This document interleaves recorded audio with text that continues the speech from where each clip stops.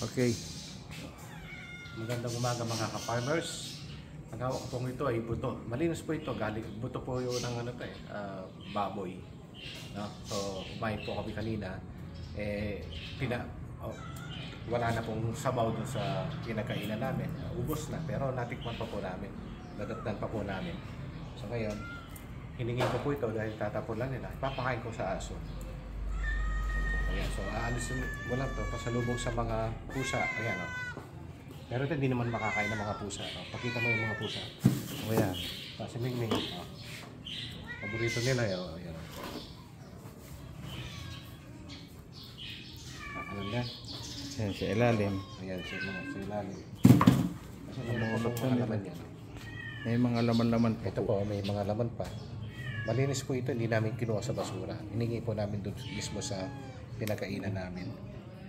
So, galing sa pinaglagaan.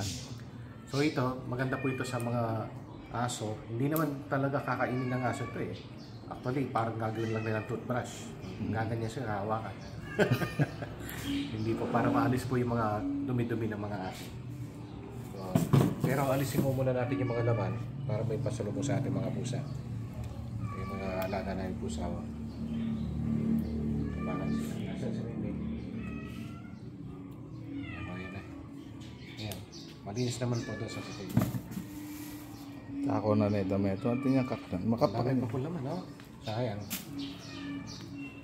Pakain natin yung kay Bella.